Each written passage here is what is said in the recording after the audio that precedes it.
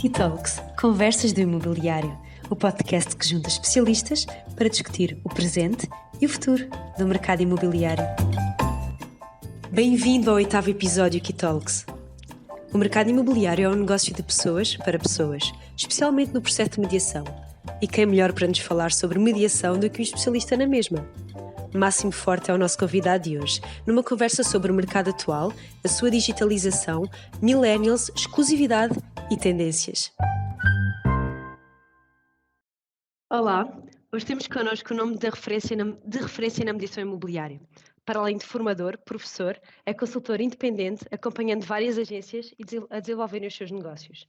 É o autor de 3 livros, Angariar para Vender, Comunicar para Vender e o mais recente livro, O Poder da Prospeção, sobre o qual iremos falar mais à frente.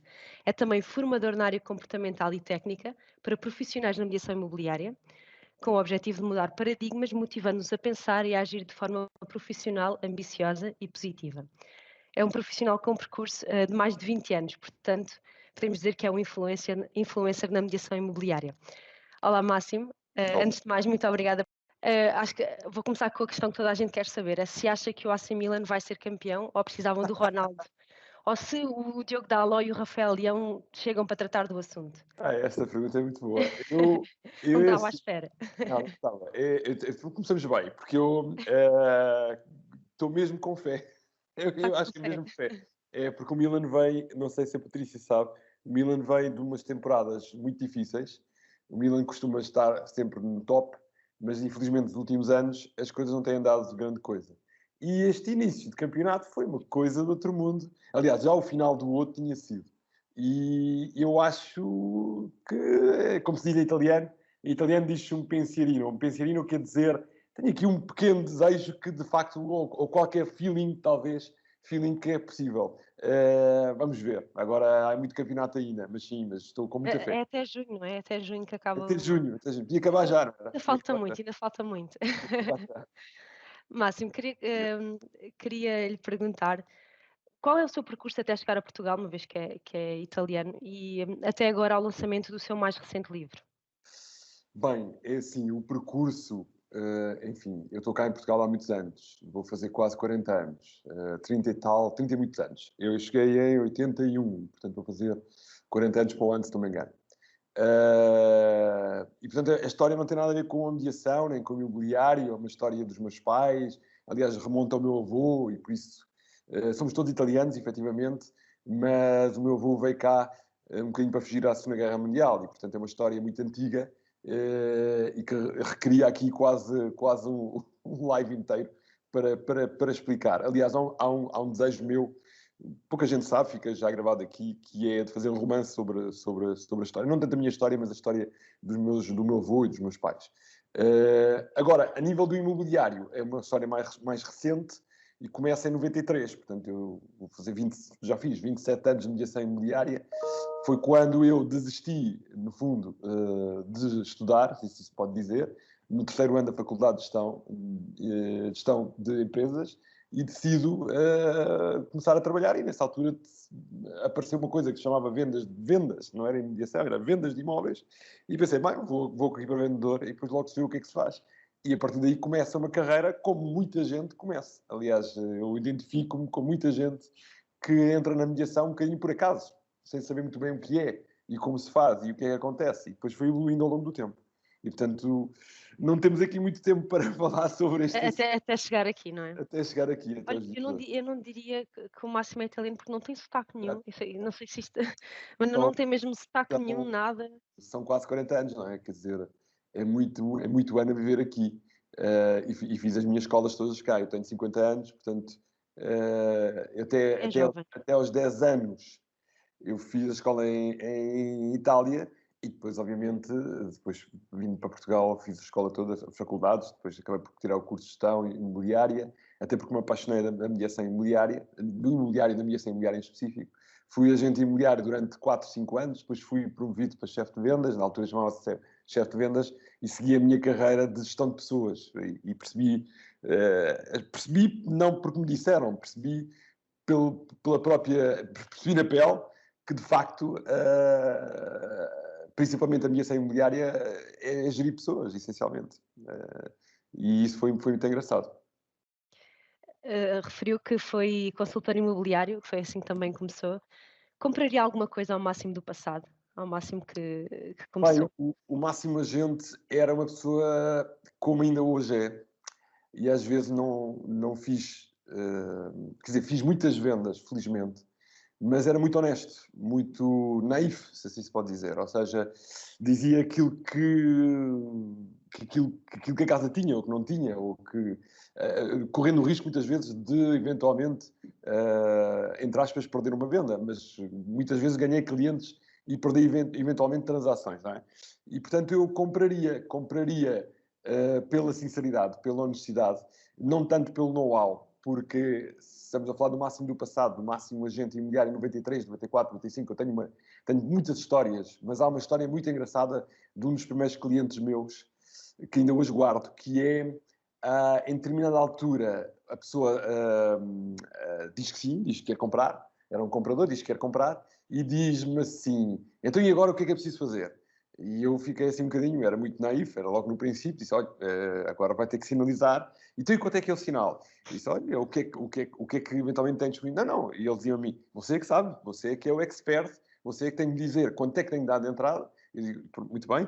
E depois ainda me diz, então e o IMT, não sei quanto é, naquela altura não era IMT, era ainda a CISA, quanto é que tem de dar de assim? Olha, eu vou fazer aqui os cálculos, é isto. Eu disse, ok, e passo cheque a quem? Ou seja, ele estava a entregar toda a Estava a fazer confiança. o trabalho por si. Não, estava a confiar em mim. Estava a dizer, olha, diga-me como é que se faz, você é que Uhum. sabe. E fui uma das primeiras. E, portanto, eu era uma pessoa muito, muito honesta, no sentido de, muito sincero. Dizia, olha, isto é assim, isto funciona desta maneira.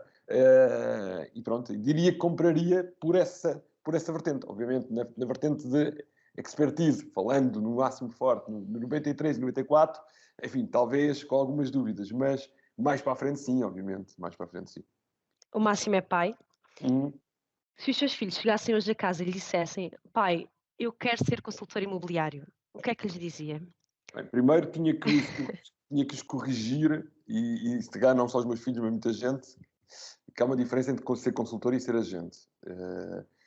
Um consultor imobiliário faz consultoria, não faz agenciamento, como dizem os brasileiros, e portanto a consultoria não é aquilo que muitas vezes é confundida com o agente.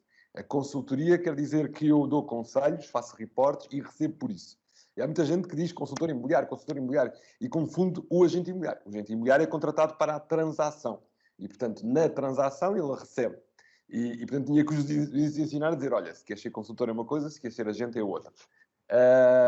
Diria que sim. E preocuparia-me, numa fase inicial, dar-lhe dicas de empreendedorismo. Ou seja, ele ou eles deveriam, primeiro de tudo, ter a noção do que é ser empreendedor. E depois, sim, a técnica imobiliária e a transação imobiliária em si. Mas numa primeira fase, o que o agente imobiliário hoje precisa, não só o agente, mas outras profissões independentes, é ter a noção do que é empreender, do que é ser microempreendedor, do que é ser empresário. Portanto, tudo uma questão de gestão de tempo, planeamento, impostos, gestão de pessoas, todas estas cadeiras que nas faculdades não se ensinam, desculpem a minha Sim, sinceridade, sim. e que deveriam ser ensinadas às pessoas que entram em atividades deste género. E sim, como qualquer trabalhador independente, não é? Tem de saber um Exatamente, é a bocadinho mesma disso coisa, tudo, é a mesma coisa, é a mesma sobre coisa. isso tudo. No início falei sobre o seu novo livro Uhum. e o seu novo livro é sobre prospecção. Porque é que a prospecção é tão importante ao ponto de merecer um livro? É verdade. Eu fiz os meus dois primeiros livros, que é o Angariar e o Comunicar, que são livros mais generalistas, no sentido específicos da mediação imobiliária, mas generalistas no tema em si. Depois, Patrícia, não disse, mas até porque é esquecido, o meu terceiro livro não é o da Prospecção, é o Atrair para Vender, que é um livro em espanhol, e que foi feito para o mercado espanhol e que às vezes esquecemos dele, mas é normal, não se preocupe. Peço desculpa, é que eu percebi que o Atraer para Vender era a versão espanhola E do Comunicar para... Não, não, Comunicar para vender, creio. é a versão espanhola do Do angariar. do que Mas sim, exatamente. não deixa de ser um livro, Angariar para vender, exatamente. não deixa de ser um livro autónomo, tem um ISBN Ok. isolado e é adaptado ao mercado espanhol. Portanto, não é um livro, não é uma tradução, como muita gente. "Ei, isto é uma tradução." Não, não, não é uma tradução, é um livro. Erro meu, peço desculpa. Não é nenhum erro, que há muita gente que esquece, mas eu às vezes tenho que o relembrar. Os espanhóis gostam muito dele e, portanto, muitos espanhóis nem conhecem o angariar. É engraçado, os espanhóis nem conhecem o angariar, mas conhecem o atreia. O poder da prospeção. Porquê é tão importante? Porque, olha, eu desde o início, falamos aqui do meu passado, 93, 94, desde o início que o meu embate com a prospeção foi muito alto. Porque há uma atividade que na mediação imobiliária, só os que estão na mediação imobiliária que sabem bem, os que vêm de fora muitas vezes não a conhecem, que se chama angariação. Porque a maior parte das pessoas, ou das agências, ou dos agentes imobiliários que estão nesta atividade, precisam efetivamente de um cliente, que é o cliente proprietário, que lhes vai fornecer, entre aspas, o produto. Ou seja, vai pedir ou vai ser solicitada ajuda para promover o imóvel dele para se vender. E este é o princípio da atividade.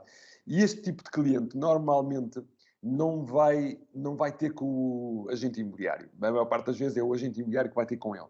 E esta atividade de encontrar este cliente, que é tão importante, porque no fundo ele detém o produto imobiliário, chama-se prospecção. E como qualquer negócio, a prospecção é a gestão, ou a geração, melhor dizendo, a geração de contactos, de leads, de pessoas que eventualmente vão contratar o serviço da mediação imobiliária. E, portanto, é o princípio de qualquer venda. Sendo o princípio de qualquer venda, o princípio de qualquer atividade, a prospecção ganha uma dimensão enorme. E pensando que na mediação imobiliária o principal cliente, aquele que assina um contrato, é quem vende e não quem compra, pois a prospecção acaba por ser fundamental. Aliás, eu costumo dizer uma coisa muito simples, a mediação imobiliária é um negócio muito, muito simples, que é, eu prospecto, portanto, encontro pessoas que querem vender, depois convenço essas pessoas que eu sou a pessoa ideal para conseguir vendê-la, e essa atividade chama-se angariação, e depois promovo esse mesmo imóvel para encontrar compradores, essa atividade chama-se venda. E, portanto, eu prospecto, angario e vendo. Prospecto, se não prospectar, não consigo angariar. Se não conseguir angariar, não consigo vender. Se não consigo vender, não tenho receita. Se não tenho receita, não tenho negócio. E, portanto, a prospecção acaba por ser o ponto mais importante da mediação imobiliária em qualquer país, não é só em Portugal. E, portanto, merecia um livro, porque há várias formas, há várias técnicas, há várias maneiras, e o livro ensina tudo isso. Acredito que escreveu o livro antes da pandemia, antes de toda esta situação. O que está no livro é aplicável ao mundo digital, ou seja, essa prospecção agora terá de ser feita num networking mais online, não é? O livro foi feito antes da pandemia, começou a ser escrito em finais de 2018 e foi feito durante o ano 2019 todo. Muito antes da pandemia, já a prospecção era digital, ou seja, havia muita prospecção digital e, portanto, não foi a pandemia que trouxe o marketing digital ou prospecção digital, prospecção online, como queiram chamar. Aliás, existe já há muitos anos. O que acontece é que ela tornou-se imprescindível, não é? A partir do momento em que as pessoas não conseguem, estão em lockdown, não podem sair de casa, é um canal que muitos agentes faziam de uma forma soft e tiveram que fazer de uma forma mais séria, mais planeada, mais forte, ocupando grande parte do seu dia. Portanto, o livro foi pensado em qualquer uma das formas e tem uma grande parte de digital dentro do livro. Como ele não foi lançado no tempo que era previsto, portanto, o lançamento era para ser feito em abril de 2020 e trocou-nos as voltas em fevereiro, março, trocou-nos as voltas, deu ainda tempo para fazer alguma adaptação, não tanto ao digital, mas sim à própria situação. De facto, há lá artigos, quer dizer, trechos do livro, onde se fala da pandemia. Já é um livro muito atual. Inclusive o Rui Mergulhão Mendes, que é a pessoa que trabalha comigo a nível de linguagem corporal e técnicas de comunicação para verbal e corporal, tem uma parte já adaptada à pandemia, porque ele próprio, quando escreveu a parte dele, escreveu antes da pandemia. E, portanto, atenção, tem ligeiras partes adaptadas, porque eu acredito que quando a pandemia acabar, nós vamos ter uma ressaca de contacto e de offline muito grande. Há muita gente que vai querer ir para a rua e querer falar com pessoas e abraçar-se e isso tudo é mais do que natural. E por isso, voltando à sua pergunta, ele tem desde o início uma parte digital muito forte. Aliás, digital, networking, marketing. Portanto, a prospeção não é só aquela coisa de ir para a rua e bater portas e falar com as pessoas. Isso é uma parte, é uma forma de fazer prospeção, mas há muitas outras para conseguir os contactos. Começámos a falar pelo Covid-19, que mudou o mundo e mudou essa parte, essa transição para o digital. Quais são as diferenças, à parte do digital que acabou de falar, do antes e depois, do antes e durante o Covid, porque depois ainda não sabemos. A diferenças a que nível? A nível do mercado? A nível do mercado imobiliário, sim. Por exemplo, no início falávamos, quando não estávamos a gravar, de Tavira. E é uma região que tem muito investimento externo. E agora estamos numa altura em que não há oferta, não há oferta de imóveis para, e os que há são a um preço que não é confortável para quem quer para quem é residente lá, ou seja, pessoas jovens que querem ficar lá a morar. Isto também é uma preocupação, não é? Pois é assim, nós estamos numa mudança clara no mercado, mudança cíclica, se quiser. Já começamos a começar essa mudança, se calhar, desde 2018 e 2019, lentamente, e em 2020 deu-nos aqui uma mudança drástica, quase assim se pode dizer. Mas mesmo assim, o mercado imobiliário é um mercado lento e que vai mudando ao longo do tempo. E começam-se a sentir algumas diferenças, nomeadamente o mercado torna-se mais lento, o que é normal. Os preços já não sobem tanto, ou os asking prices já não estão aquilo que estavam antes, portanto, os valores pedidos, o que é um sinal, claro, de reajustamento, que já tinha vindo a ser alertado em determinadas zonas, não em todas, no ano passado e há 2 anos também. E 2020 veio acelerar esse processo. Agora, falta uma coisa que a Patrícia disse, que é produto, que é stock, que na minha opinião, vai começar a entrar. Agora, há muitas questões, muitos pontos de interrogação que nós não sabemos ao certo. Eu noto o mercado em reajustamento, eu noto o mercado mais lento. Quando digo mais lento, aqui em Lisboa, por exemplo, havia situações de vendas de menos de um mês. E agora há aqui várias casas que estão a demorar 3, 4, 5 meses a serem vendidas. E, portanto, isto é claramente o comprador que não está... Porque o comprador, a gente fala muito do vendedor, não é? Mas o comprador tem um papel fundamental no próprio mercado. Como diz a Patrícia bem, se o comprador não tiver capacidade financeira para comprar, ele não compra. E se não compra, o vendedor só pode fazer uma coisa, que é descer preço. Se não consegue vender. Se a vontade é mesmo a transação. E, portanto, todas estas dinâmicas estão a acontecer neste momento. E vai fazer com que o mercado vai se alterando. Mas como o mercado é lento, e mais uma vez, outra característica muito, muito importante, não tem bolsa. Nós não temos dificuldade em medir. Aliás, uma das coisas mais difíceis é a medição clara do que é que se está a passar todos os dias com o mercado imobiliário. Faz com que estas informações apareçam mais lentamente. E quer dizer que não temos a sensação clara de descida. Mas quem analisa, quem está todos os dias, quem observa, quem ouve, quem escuta a oferta e a procura, começa a ter claras indicações de um arrefecimento e de um acentuar. Obviamente, há outra coisa muito importante, que é a generalização, que é uma coisa muito perigosa no mercado imobiliário. Eu estou a generalizar, porque cada sítio é um sítio, cada local é local, cada zona é zona, cada bairro é um bairro, e tem as suas dinâmicas. Eu, quando digo isto, estou a generalizar ao nível do país em si. Por Sim, exemplo, Portugal é muito diferente Lisboa é muito diferente do Algarve, do sim, Porto, do interior, então... Por exemplo, eu de vez em quando faço alguma consultoria para investidores estrangeiros e principalmente para empresas de mediação imobiliária que querem entrar em Portugal. E obviamente eles querem saber Portugal. É claro que eu dou a ideia de Portugal, mas o que acontece é que depois há zonas e zonas dentro do país e até dentro das cidades que têm as suas dinâmicas que são diferentes. E, portanto, a questão de ser um produto fixo e não sair do sítio, condiciona imenso. Por isso é que a localização é fundamental. Eu diria que estamos a começar a mudança de um ciclo, que agora, como dizem muito bem, eu não faço ideia o que é que se vai passar nos próximos tempos. Os millennials são os dos compradores do futuro. E serão um tipo de cliente que o mercado imobiliário, com quem o mercado imobiliário vai ter de se adaptar.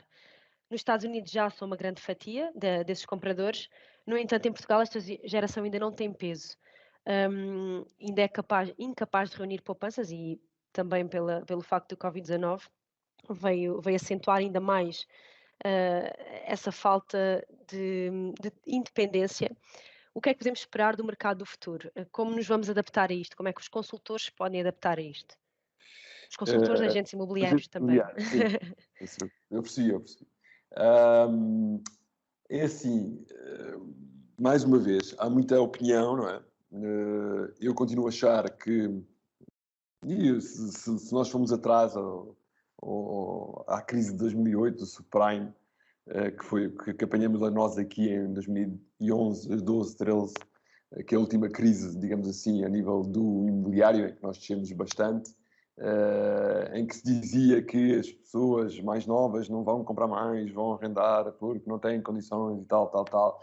E depois verificou-se que de facto, não é verdade. As pessoas mais novas também compram, os millennials também compram. Não é verdade esta questão de isto agora vamos todos arrendar casas.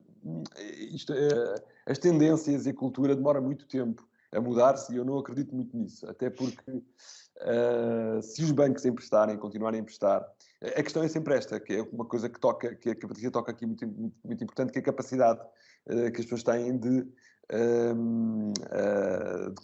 comprar casa ou não. Pensemos nós que o millennium, à partida, não tem condições financeiras para comprar uma casa. Possivelmente não vai ter no centro das grandes cidades, vai ter que se afastar um bocadinho dos grandes centros. Mas também é verdade que se os valores começam a cair, começa a ter possibilidade de... Depois a banca joga aqui um papel fundamental. Eu diria...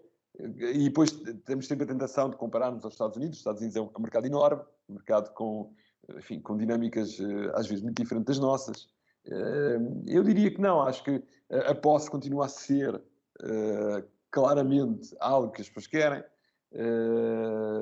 É também verdade que, muito sinceramente, fora a questão IMI, qual é a diferença entre eu arrendar uma casa ou ter uma hipoteca a um banco? Se a prestação, eu quero saber quanto é que eu pago todos os meses e, portanto, e se eu quiser ir embora, tenho que ter cuidado porque posso perder dinheiro ali, mas possivelmente o millennial não pensa muito nessa fase.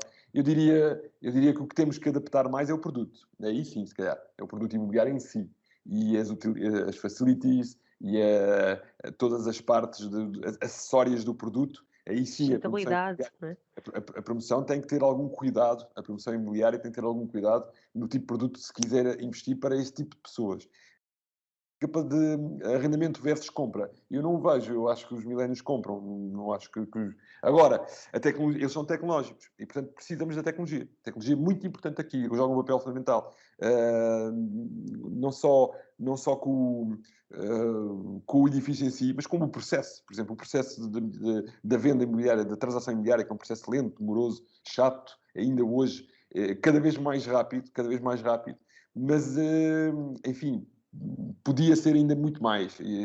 Esta história de irmos ao notário fisicamente, assinarmos, e não sei quantos documentos, e mais isto, quer dizer, isto é um bocadinho arcaico, está um bocadinho fora do tempo. E, portanto, eu acho que vamos ter ali grandes novidades nos próximos tempos na facilitação do processo de transação, tornando as coisas mais fáceis e os millennials aí vão achar piada. Os consultores, agora já não sei se diga consultores ou agentes. É igual. É igual. Estão preparados para a mediação imobiliária digital? Para a digitalização do setor? Eu diria que sim.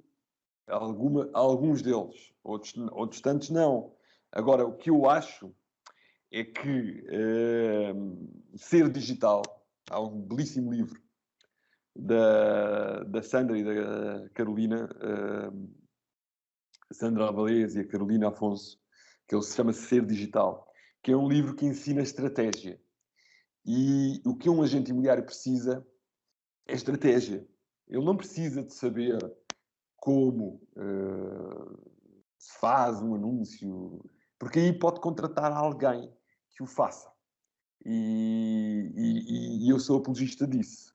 Mas enquanto não consegue contratar alguém que o faça, não é? Precisa de ter as É que eu ferramentas percebo, para. mas hoje em dia, por exemplo, eu não posso dizer nomes, mas há uma série de pessoas boas a trabalhar no digital que ensinam coisas fáceis de poder fazer. Estamos a falar a nível das redes sociais ou mesmo do SEO. Ou seja, claramente no início ele mesmo vai ter que ter essa sensibilidade. Mas volto a dizer, esse livro, não sei, eu estou aqui a fazer publicidade de borla, mas não tem problema nenhum, eu gosto muito do livro. O livro é muito, muito bom, porque ensina exatamente aquilo que, nos vários pontos digital, não é um agente imobiliário. Qualquer empresário, qualquer marca pessoal deve fazer.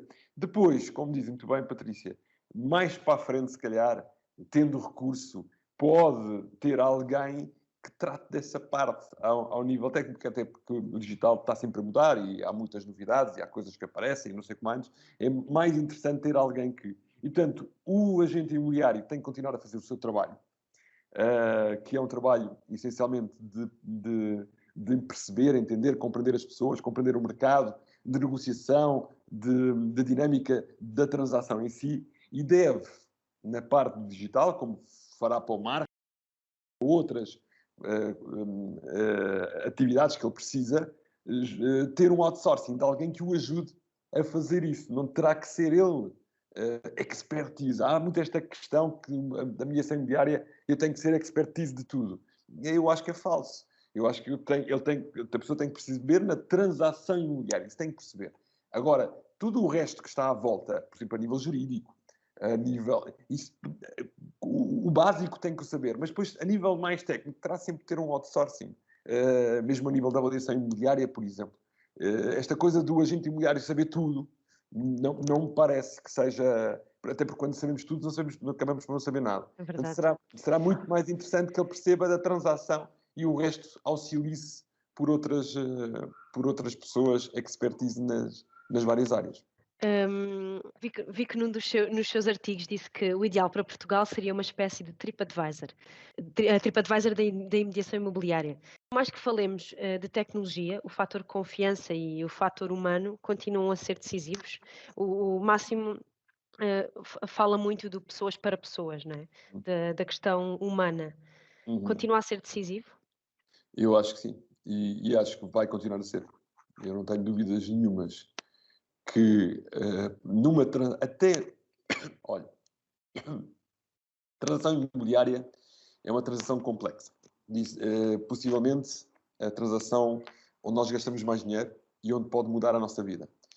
E eu dar isso, ou dar essa transação a uma máquina ou a um bot artificial e fiar-me nessa inteligência parece um bocadinho estranho. O bot, a inteligência artificial, toda a parte de desenvolvimento tecnológico vai-nos facilitar a vida.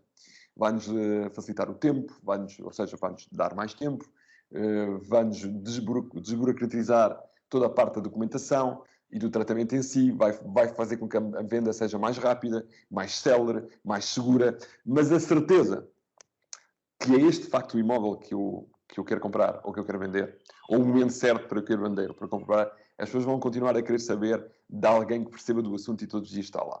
E essa pessoa, na minha opinião, vai continuar a aparecer. Se calhar vai aparecer como nós a temos ou tivemos durante muitos anos. Se calhar vai aparecer em Zoom ou em Team, como estamos aqui nós, ou se calhar vai aparecer com uma série de tecnologia a ajudar a forma, mas ela vai continuar a aparecer. E muitas vezes, olha, vou-lhe dizer uma coisa que eu digo muita informação. Há dois grandes medos do comprador, por exemplo, que é enganar-se ou ser enganado.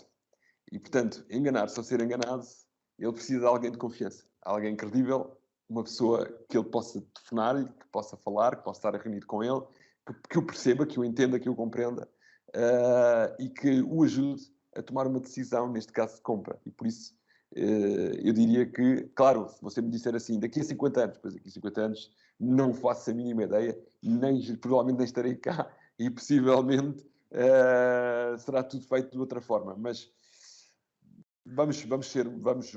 até porque é um negócio muito de relação. Este negócio do imobiliário é muito de relação e, portanto, a relação é parte humana. É a compra mais. É a maior compra que fazemos, não é? É super emocional, É mexe verdade. muito connosco. Hum, Falando da exclusividade, que Uhum. também. Que no Estado, e já disse que nos Estados Unidos hum, não são comparáveis, mas nos Estados Unidos a exclusividade é padrão.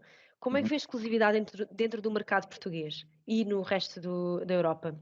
O resto da Europa é sempre muito complexo falar do regime exclusivo, porque há várias dinâmicas, há países mais pós-exclusivo, há outros menos, eu sinto-me mais confortável em falar de Portugal. De qualquer maneira, mesmo o discurso europeu, para mim, comprador ou vendedor ou investidor, é muito mais tranquilo trabalhar com um agente cujo eu sei que aquele imóvel está exclusivo com ele e, portanto, tenho uma relação direta e não tenho surpresas do que estar a comprar um imóvel que sei que está em não sei quantas agências ao mesmo tempo e a todo momento eu posso ficar sem ele. Quer dizer, não me parece muito interessante a nível da negociação e da compra em si. A exclusividade levanta também outras questões que às vezes são esquecidas. Muitos agentes se queixam e empresas se queixam dos conflitos que existem entre elas, entre agentes e entre agências, e esquecem-se muitas vezes que a exclusividade resolveria grande parte desses conflitos. Porque os conflitos que existem são normalmente de propostas que são feitas e não são feitas, ou seja, são omitidas e não, ou mesmo de situações de menos nobres, como a própria mentira em relação a determinados assuntos. Enfim, a exclusividade, dando a hipótese de ter só um agente responsável por aquele imóvel, é muito mais controlável a esse nível e resolveria grande parte das chatices entre os agentes a nível concorrencial, transformaria os agentes de concorrentes para parceiros, para colaboradores. Depois, tem uma mais segurança a nível do serviço. Eu diria que na Europa, acho que é uma coisa muito grande falar, mas é verdade que grande parte das agências que são líderes no mercado, mesmo nos países europeus, se nós formos analisar, as que são líderes normalmente trabalham exclusivo. É engraçadíssimo, porque até que no caso em Itália trabalham exclusivo, e também a líder em Espanha trabalha exclusivo, a Remax em Portugal trabalha essencialmente exclusivo, a Centro 21 em França trabalha essencialmente exclusivo. Ou seja, se nós formos analisar na Europa, grande parte dos líderes da mediação imobiliária são as empresas que trabalham exclusivo. Qualquer coisa deve existir por isso ser.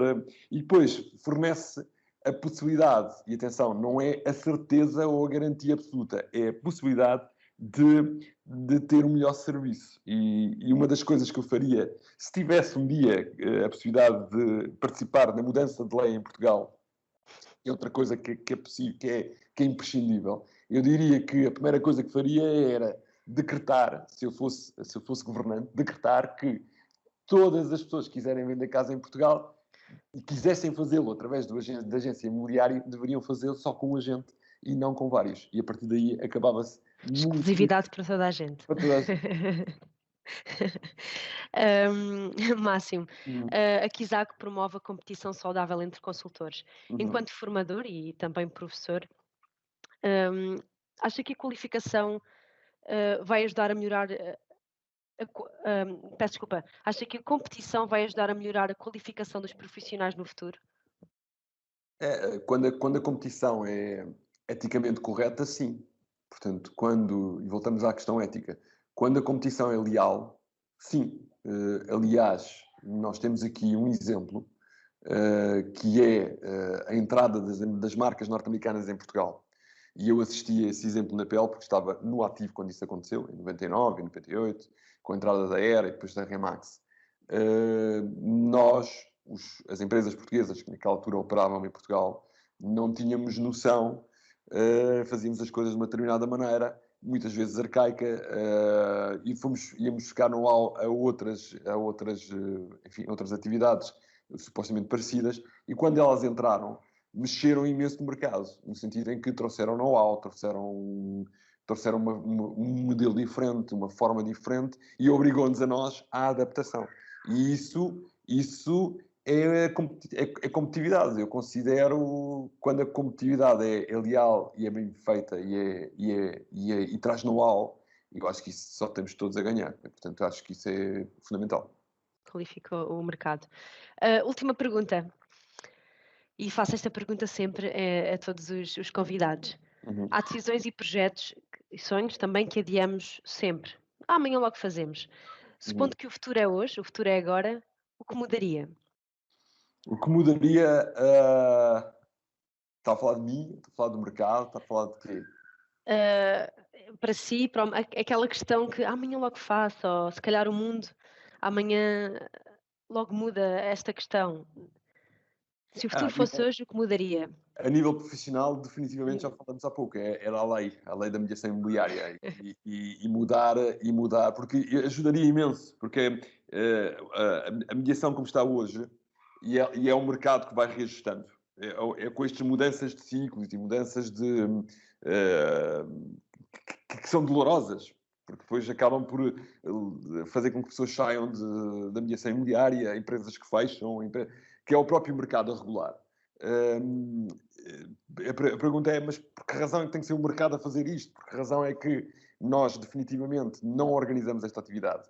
A tornamos mais correta eticamente, mais respeitada perante os outros. E isto não quer dizer que o mercado não a possa regular, porque obviamente que agora regular uma coisa que não tem regras, ou tem poucas regras, parece uma coisa de cowboys quase, portanto não me parece muito interessante. Era o que eu faria, eu diria que era uma coisa que melhorava imenso a atividade e não se ouviriam as histórias que ainda hoje se ouvem por aí sobre a mediação imobiliária. Muito obrigada, Máximo, mais uma vez por ter aceito o convite. Obrigada. Até breve. Obrigado. Humanização e profissionalização são efetivamente duas palavras-chave para o setor e para a mediação imobiliária. Caso tenha alguma questão, fale connosco em kizak.com. E não se esqueça, todas as semanas trazemos novos temas para consultores, proprietários e todos aqueles que sabem que o futuro acontece agora. Até já!